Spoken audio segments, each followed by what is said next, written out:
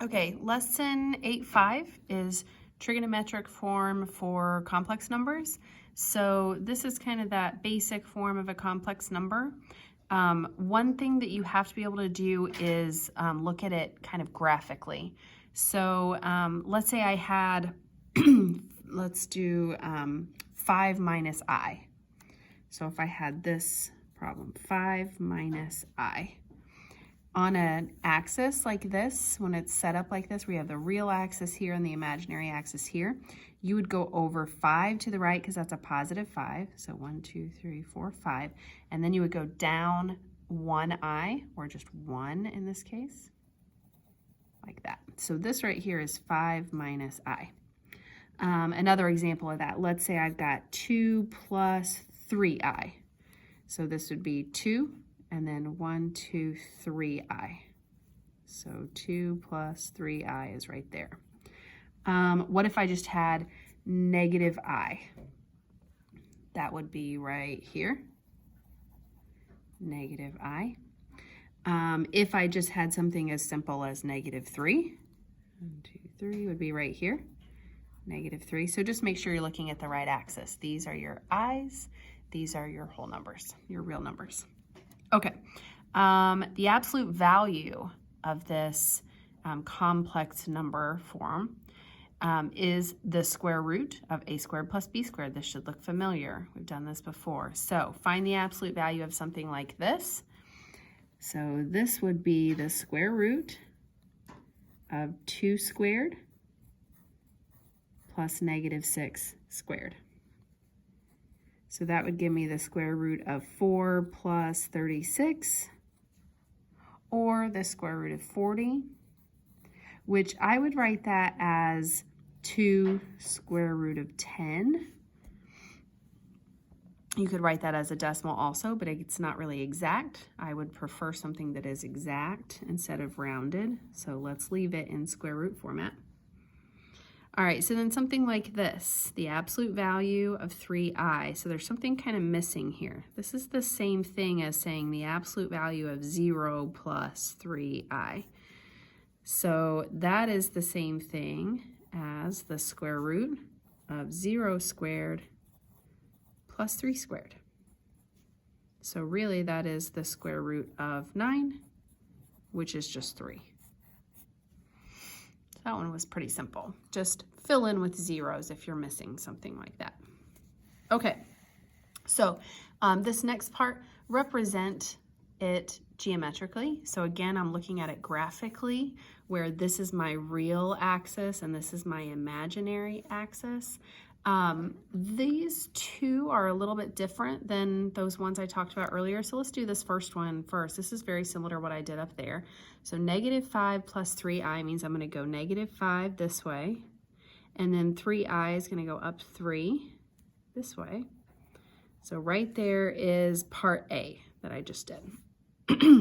This one, I need to simplify some things first. So this is the same thing as saying 1 plus 2i times 1 plus 2i. Please make sure that you don't forget the middle term here. This is not the same thing as just 1 plus 4i squared. That's what most people end up doing. So there is a middle term on this. If you FOIL it out, you end up with, this would be 1. This would be plus 2i. This would be plus 2i. And then this last one would be plus 4i squared. So a couple of things that you need to remember in this situation. Sorry. This would really be 1 plus, this would be 4i if I put these two together right here. The other thing you need to remember is that I squared is really just negative 1. So this piece right here is really negative 1. So this is the same thing as minus 4 on the end, which means I have a 1 minus a 4, that's negative 3, and then I had a 4i on the end. So negative 3 plus 4i would be negative 3 this way, and then plus 4i would be right here. So that is part B. The last one, if I multiply these, remember you can distribute like normal. So this would be a negative 6i, and then this would be plus 3i squared. So really this is a negative 6i plus 3 times negative 1, or negative 6i minus 3, which really we should write opposite. We need to flip these. So this needs to go up front because that's the correct form. So I forgot my equal signs here. So this really equals negative 3 minus 6i. So then I can go negative 3, and then minus 6i would be 1, 2, 3, 4, 5, 6 of them right there. So that's part C. Okay, so that's kind of the easy part of this lesson. I feel like that's the part that isn't going to give you any trouble. This is where it gets more complicated. So right here we're talking about trigonometric or polar form for complex numbers. So they're saying if you have this a plus bi, and r is going to be the absolute value of that, or kind of that distance idea, then we have this form right here that you can write. This, so this is my r times the cosine of theta plus I sine of theta. This right here is kind of a slang format for that. So sometimes mathematicians get very lazy in their terminology and they want to be able to write things a little more quickly. So instead of writing all of this out, they would write it like this, where this is cosine of theta plus I sine of theta. So that's how they kind of abbreviated all of that. So we'll kind of talk about what all of this means as we're going through these problems, but we can also talk more about it in class as well. So express the complex number in trigonometric form. Theta has to be between 0 and 2 pi. Could be 0, can't be 2 pi. All right, so this first one, I've got negative 4 plus 4i. I can easily find r real quick if I want to, so I'm going to go ahead and do that real quick. R is going to be my square root of, in this case, negative 4 squared plus 4 squared. So that's going to be the square root of 16 plus 16, or the square root of 32, which I could write that as 4 square root of 2. That is going to make more sense when I'm talking about it up here, though. So here's what I want to do. I want to think about this on our unit circle. So if I'm thinking about this, I've got my negative 4 and my 4. So if I look at that on my axes like this, it would be negative 4 this way, and then 4 up this way. So it'd be like right here. So I have this graph. So this right here is my angle theta, and this piece right here is my r. So this is negative 4, this was 4. My r value in this case was 4 square root 2. I'm just going to replace it there. Okay, so one thing that's going to be really, really helpful in this case is if I know what the tangent is. So the tangent of theta, why would I figure out what tangent is? Well, because they gave me my x and my y, right? So my x value was negative 4, my y value was 4. So I always think about this as this point, negative 4, 4 in this case.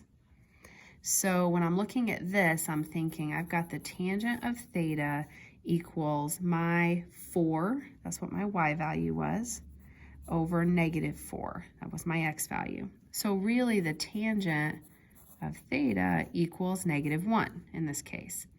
So where does that happen? So you might want to look at your unit circle. So if I'm looking at my unit circle, and I'm definitely in quadrant 2 right here. So in quadrant 2, where would tangent be negative 1?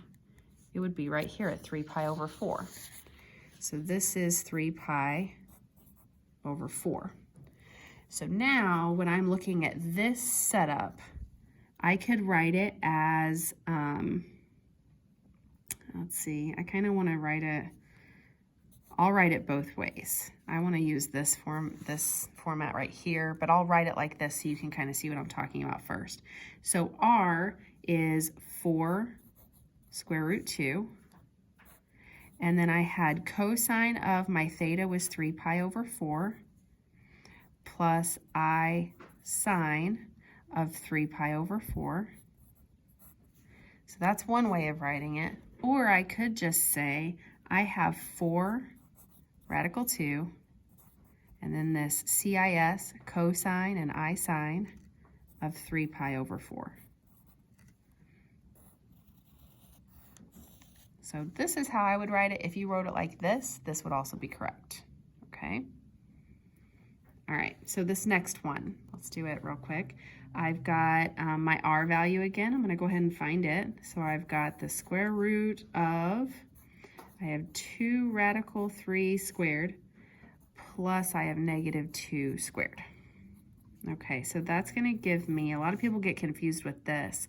If you square that, you get 4. If you square this, it stays a 3. 4 times 3 is 12.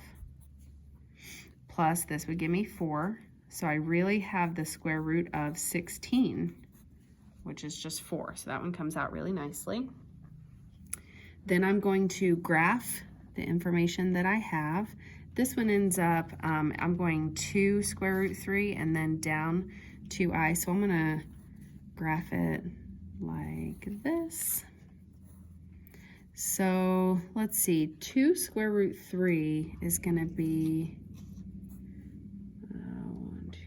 it's gonna be about in here somewhere, and it doesn't have to be perfect. And then down 2i, I'm gonna consider this 2i. So it's gonna look something like this. But again, the main thing that I'm concerned about is what is this point? It is 2 radical 3 comma negative 2, right? So I'm leaving the I off. I'm just considering that a negative 2 as a coordinate point there. This is my theta, again. Not from there, sorry, from my axis to there is theta. Okay, so when I'm thinking about tangent this time, my tangent of theta is going to be, remember it's y over x. So negative 2 in this case over my 2 square root 3. Okay, so that really means my tangent equals negative 1 over the square root of 3, which I would prefer this be written without a square root in the denominator. So I would multiply by the square root of 3 top and bottom. So negative square root of 3 over 3. But if it helps you to leave it like this to figure out where that is on the unit circle, that is fine as well. Some of you wrote this in on your unit circle. I do not have it written in on this one, but that happens at 11 pi over 6. So remember to kind of take shortcuts. I know this is down here in this quadrant, so I'm looking in this quadrant, and where does that happen? If I take negative 1/2 and I divide it by the square root of 3 over 2, I'm going to get that negative square root of 3 over 3. So that happens at 11 pi over 6. So theta equals 11 pi over 6. So again, I've got everything I need now. I'm just going to go straight to my final answer here in this form. So I'm going to say I really just have 4. I'm going to use that kind of lazy term for cosine plus I sine of 11 pi over 6.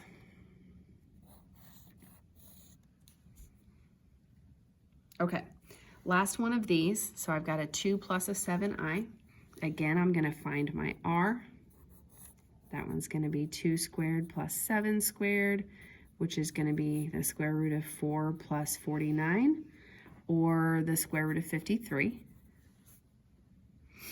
All right, and then this time when I'm thinking about my graphing, I'm going to be going over 2 up 7. So this one is going to be way up high in the first quadrant. So over 2 up 7.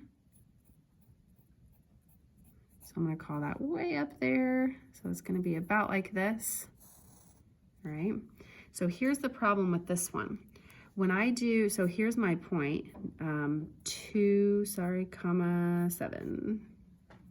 So when I do my tangent on this one, tangent of theta is going to be 7, my y value, over 2, my x value. So the problem with that is I don't know where that is on the unit circle. I could get an answer as a decimal, but it's going to be kind of messy. So rather than worry about that, it is okay for you to say it's the arctangent of 7/2. So you can write it like this. I prefer to have parentheses around that.